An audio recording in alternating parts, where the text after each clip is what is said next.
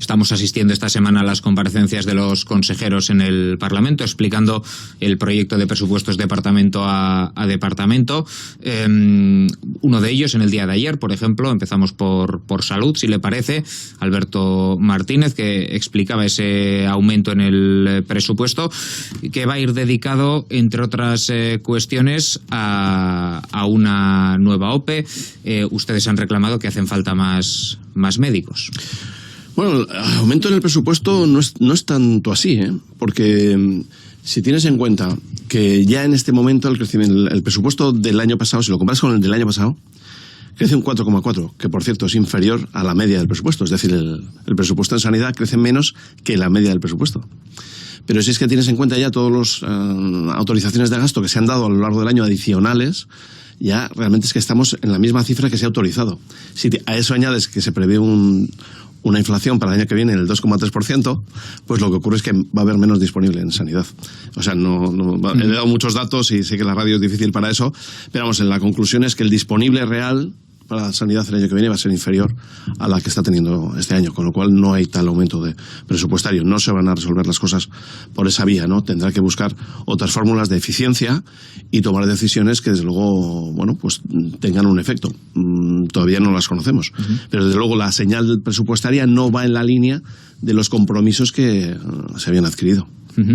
Está también en marcha esas negociaciones del Pacto de Salud, superada ya esa primera fase, con un sí crítico de los partidos de la oposición, tanto de ustedes, también de Euskal Herria Bildu, de Sumar. Un sí crítico del diagnóstico. ¿Qué echan falta en ese diagnóstico? Bueno, nosotros queremos estar ahí, ¿no? Y queremos transmitir nuestro mensaje, seguir participando. Vemos una posición, lo tengo que reconocer, muy amable, muy favorable al diálogo, al encuentro, a la búsqueda de soluciones por parte de la Consejería, y nosotros lo agradecemos. Creemos que lo que echamos en falta, lo que nosotros echamos en falta en ese diagnóstico, pues es un poco más de conciencia de la situación en la que está la sanidad primaria. Vemos también que no se es suficientemente consciente de la necesidad de profesionales, por lo menos no se relata adecuadamente. Es posible que sí que lo sepan, pienso que lo tienen que saber, pero igual no se han atrevido a ponerlo por escrito porque evidencia, ¿no?, las carencias enormes que tenemos en atención primaria, en médicos, desde luego en profesionales sanitarios, y un elemento muy importante, que es la enorme burocracia que tiene Osakidetza, que tiene entretenido al personal sanitario en tareas que no son sanitarias, sino burocráticas, de papeleos, de autorizaciones, de documentos. Claro, si tenemos un problema de profesionales y los entretenemos incluso haciendo fotografías, que están haciendo ahora mismo los médicos fotografías y enviando correos electrónicos y cosas que no son propias de un sanitario, pues yo creo que es otro problema adicional. ¿Y confía usted en que se van a poder corregir estas cuestiones? Claro que se podrían corregir. Bueno, si confía en que se vayan a corregir. No, pues de eso ya no tanto. O sea, vamos a esperar a ver qué es lo que va ocurriendo. Vamos a dar, sí, una confianza, pero una confianza expectante, porque se tienen que cumplir una serie de elementos que por ahora, desde luego, no van en la línea. Vamos a volver sobre los presupuestos, porque la semana que viene va a comenzar una ronda de contactos para tratar diferentes enmiendas que se puedan realizar, diferentes aportaciones. Decía el consejero de Finanzas, Noel Danjou, que pide a la oposición propuestas realistas. ¿Ustedes acudirán a esa ronda de contactos? ¿Lo hacen con esperanza de lograr un acuerdo? Sí, ¿O acuden por cortesía? Bueno, no es un tema menor. La cortesía no es un tema menor, porque pues permite también que sepamos cada uno dónde estamos y pues el transmitir nuestro mensaje, ¿no? Las posibilidades de acuerdo yo creo que no van a ser muchas, porque, digamos, sinceramente, entre el PNV y el PSOE tienen mayoría absoluta, con lo cual no creo que estén en la línea de poder ser muy flexibles, ¿no? Creo que ellos ya tienen preconcebido un modelo. Mira, yo la primera cosa que digo es la siguiente: va a subir el presupuesto el 4,7%. ¿Quién lo paga? Los vascos. ¿Va a haber muchos vascos a los que le van a subir el sueldo el 4,7%? Yo creo que no. Con lo cual, ¿qué es lo que va a pasar? Pues que son los trabajadores vascos, básicamente a través del IVA, a través del IRPF, los que van a pagar esa subida del 4,7%, que a ellos no les van a dar, o que no nos van a dar. Consecuentemente, ¿qué es lo que ocurre? Que va a reducirse la capacidad adquisitiva de los trabajadores, de las familias en Euskadi. Con lo cual ya el planteamiento general que nos proponen a mí no me convence, ¿no? No me convence esa línea mayor que es la de ese crecimiento que nos plantean, que en parte también se debe al endeudamiento. Es decir, si no lo pagamos ahora, lo pagaremos más adelante, porque nos vamos a la deuda. En un presupuesto que además reduce las inversiones. Esto quiere decir que lo conduce más a gasto corriente. En fin, a mí el dibujo general del presupuesto no me gusta. Y adicionalmente, lo que ya he indicado, tenemos que en sanidad, si aplicas el IPC, va a haber menos disponible el año que viene, y en seguridad aún menos. Es que el crecimiento de seguridad es inferior al IPC, con lo cual pues vamos a tener menos capacidad en una materia que nos preocupa, ¿no? Como es el de la seguridad, por el crecimiento de la delincuencia. Ya que habla usted de seguridad, han denunciado ustedes en los últimos días un aumento que se ha producido un aumento de delitos en Euskadi en el primer semestre, y que no están satisfechos con la gestión del departamento en este sentido. ¿Qué le piden al departamento? ¿Qué propuestas concretas pedirían al consejero Zupiria? Yo creo que lo primero es que el consejero sea consciente de que esto no es una impresión, ¿no? Como esa idea que nos quieren transmitir de que el asunto de la inseguridad es una emoción personal que siente la gente. No, esto es un problema real. Tenemos un crecimiento de la delincuencia y hay que atajarlo, y de una serie de medidas que yo creo que no se están abordando. Por ejemplo, lo que vemos es que ahora ya, si se exhibe un arma blanca, una navaja, un cuchillo, lo que fuera, en un momento dado, en la calle, en un bar, pues resulta que eso ya no es constitutivo de delito, y con lo cual no se le va a detener al personaje, ¿no? Yo creo que, es decir, se toma la interpretación legal más laxa, más flexible, más cómoda, y creo que eso no es lo que tenemos que hacer en el momento en el que precisamente los delitos por arma blanca han crecido más que nunca, ¿no? Entonces, bueno, yo creo que también es que hay que empezar ya de cómo se aborda el problema de la seguridad, y creo que el problema de la seguridad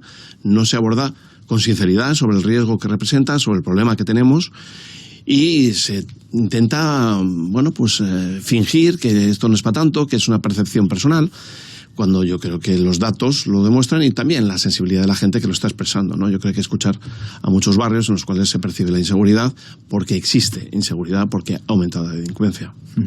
Más negociaciones, hablábamos de la presupuestaria, no se da en el Parlamento principalmente, se da de hecho en las diputaciones. Hablo de la reforma fiscal, que está en marcha, esa reforma, y Euskal Herria Bildu, el otro principal, el grupo de la oposición, pide al gobierno que elija entre una reforma con ellos o con ustedes, porque tanto en Guipúzcoa como en Álava, PNV y PSE gobiernan en minoría. ¿Usted cree que van a pactar con ustedes o con EH Bildu? Yo lo que veo es que lo que vienen haciendo hasta ahora es subir los impuestos. Por ejemplo, este año es el primero en el que no se ajusta el IPC a los trabajadores. Esto es un asunto que lo que conduce es digamos, la inversa de lo que sucede con los pensionistas, ¿no? Todo el mundo pide a los pensionistas y hay que aplicarles el incremento del IPC.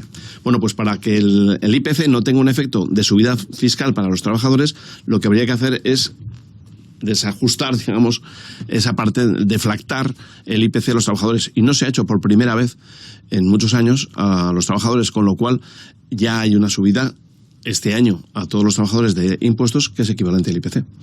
Y me parece que eso pues es muy contrario a los intereses de la gente, ¿no? Es decir, es una subida de nuevo de impuestos. Y lo vemos en muchas otras cuestiones, porque no hay una voluntad realmente de rebajar impuestos, sino de subirlo. Lo estamos viendo en los ayuntamientos. Están subiendo todos los impuestos también municipales, y creo que la expectativa de poder financiar el 4,7% precisamente de ese presupuesto que crece, pues no se va a poder hacer sin estas subidas fiscales que ya están haciendo. Nosotros lo que queremos es que se haga lo contrario. Precisamente cuando hay una bajada de la capacidad económica de las familias, porque los salarios no suben, porque el IPC está subiendo mucho, porque la cesta de la compra es más cara, lo que tendríamos que hacer es apoyarla y utilizar nuestro autogobierno precisamente en este campo fiscal para ajustar la presión y que la gente mantenga su capacidad económica, ¿no? Y eso es lo que no se está haciendo, y es donde nosotros queremos estar. Si quienes tienen la responsabilidad de gobierno quieren ir en esa línea de ayudar a las familias, de ayudar a las clases medias, de los trabajadores, a los comerciantes, pues nosotros vamos a estar ahí para apoyarlo. Le voy a preguntar por otras cuestiones. Estos días estamos muy pendientes de 2 puntos fuera de Euskadi. Estamos muy pendientes, lo primero, de Valencia, de la Comunidad Valenciana, sobre todo por la tragedia descomunal que ha provocado esa dana, esa gota fría, esas riadas, y el foco se está poniendo ya sobre la gestión desde la política. ¿A usted qué le parece la actuación del presidente de la Generalitat Valenciana, Carlos Mazón? Bueno, yo creo que indudablemente en una situación como la que se ha vivido, repentina, con una gravedad completamente insospechada que pudiera llegar a suceder, pues si se revertiera el tiempo se harían muchas cosas de forma distinta. Por ejemplo, ¿qué sería de forma distinta? Pues Mazón no se convertiría en portavoz de la Agencia Estatal de Meteorología diciendo que la alerta roja acababa a las 6, que es lo que decía la Agencia Estatal de Meteorología, cuando luego se vio que realmente a partir de las 6 fue cuando tuvo unos crecimientos vertiginosos, ¿no?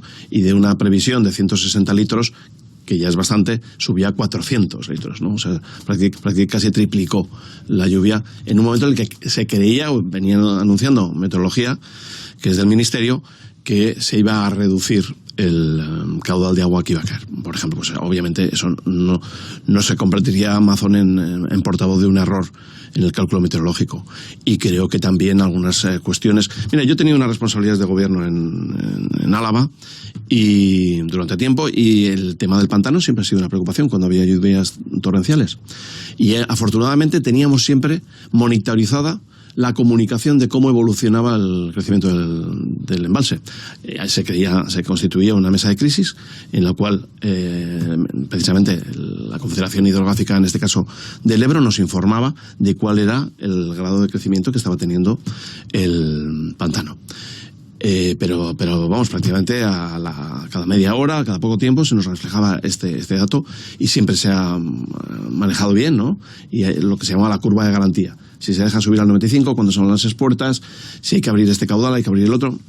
Yo, claro, veo que lo que ha ocurrido es que la Confederación Hidrográfica del Júcar informó una vez cuando estaban emitiendo 30 litros por segundo, y la siguiente era ya cuando estaban en 150 litros por segundo, y entre una y otra no informa a los servicios de emergencias de la Generalitat. Esto, desde luego, no es admisible, ¿no?, que suceda esto. E incluso del riesgo de que se rompiera la presa que sostiene el río, que podría caer sobre Valencia, pues no se hizo hasta las 8 de la tarde, cuando ya la propia Confederación estaba viéndolo, ¿no? Entonces, desde luego ha habido una incomunicación por parte de quienes son los responsables de los cauces y de las cuencas, que no se puede volver a repetir, ¿no? Y creo que Mazón pues confió en algunos de los datos que le llegaban, cuando desde luego no tenía que haber confiado en ellos, ¿no? ¿Qué le pareció la visita del propio Carlos Mazón, de Pedro Sánchez y del rey a Paiporta? Pues mira, en contra de lo que igual se pueda pensar, yo creo que los hechos, tal como ocurrieron, demuestran que era necesario. A mí me parece que demostraron que era necesario, que hacía falta valentía, que requería coraje, requería templar, y yo creo que sirvió para eso. Realmente creo que había una irritación enorme y justificada, además, por parte del pueblo, no solamente de Paiporta, sino seguramente hubiera sucedido algo parecido en el entorno que ha sufrido esta tragedia, y yo creo que esa presencia sirvió para que pudieran expresarlo, el grado de dolor que tenían, la insatisfacción con lo que se estaba haciendo, y no de la forma adecuada, porque está claro que no es la forma más adecuada, pues lanzar vidrios, como hemos visto, piedras, barro, etcétera, a esta comitiva.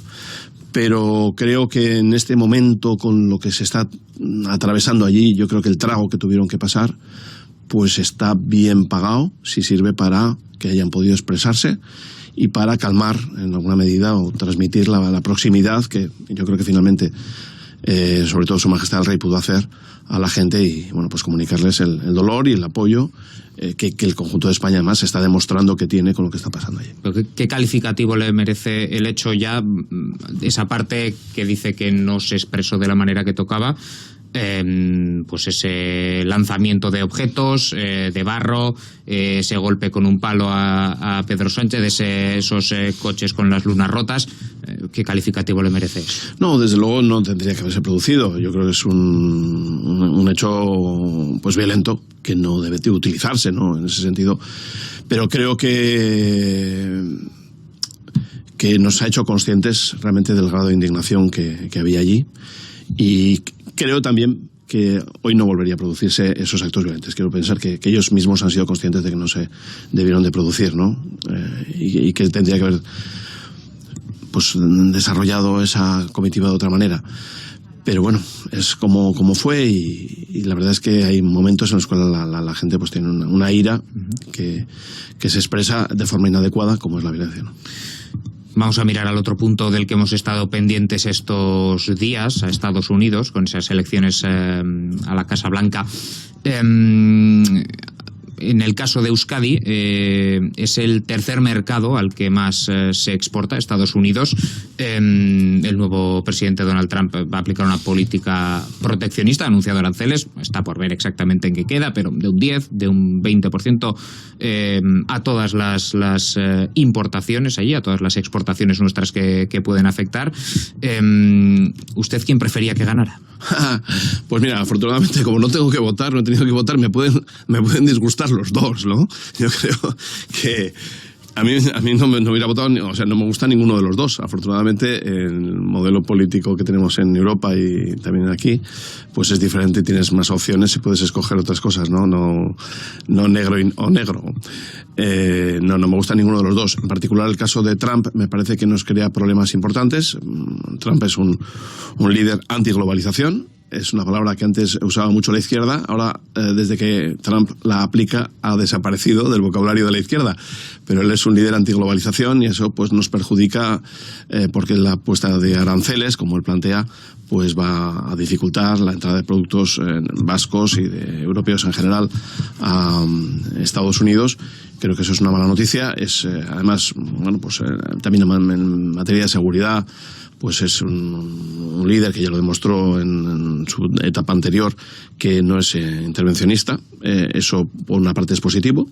Por ejemplo, en Sudamérica fue valorado favorablemente, ¿no?, el hecho de que no fuera intervencionista. Pero sin embargo a Europa nos gusta más que haya una intervención y una colaboración entre Europa y Estados Unidos en los compromisos y en los retos internacionales que tenemos. Ahora, por ejemplo, el caso de Ucrania o la forma en la que afrontamos las dificultades frente a Rusia o frente a Irán, etcétera, ¿no? Entonces, bueno, hay una serie de elementos que desde luego no nos convenían, en modo alguno, la victoria de Trump. Hay otro asunto que el otro día en una conferencia que tuvimos sobre inmigración se nos advertía que el hecho de que Trump sea un presidente que quiere evitar a toda costa la entrada de inmigrantes por su frontera sur, conduzca a que esos inmigrantes vengan a Europa posiblemente a través de España, ¿no? Con lo cual también nos puede generar problemas de flujos migratorios que no teníamos previstos. Con lo cual yo creo que hay una serie de elementos que desde luego el modelo de Trump no nos favorece.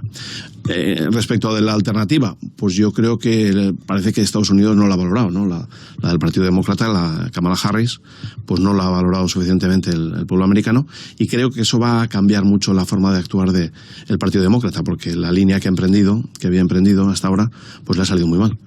Con lo cual creo que las líneas que se habían entendido desde el Partido Demócrata, que eran la vía para conseguir la presidencia, van a tener que cambiar porque no han funcionado de ninguna manera. La desinformación es también una de las cuestiones que ha sido clave en estas elecciones estadounidenses, también en el caso de Valencia, bueno, y en cualquier asunto que tratemos hoy en día. A usted, claro, ¿qué le parece, por ejemplo? Estoy pensando en Elon Musk, dueño de la antigua Twitter, ahora X, y que es la persona que más dinero a título individual ha dado para la campaña de Trump. Estamos llegando, o sea, ¿a usted le preocupa que estemos llegando a un punto de manejo de la información de una manera, porque al final, no sé si con los medios de comunicación, al final uno ve las líneas editoriales más claras y lo ve más claro, o es que estamos más acostumbrados y estamos exagerando con los nuevos, estas nuevas maneras de comunicación donde la desinformación campa a sus anchas? ¿A usted le preocupa?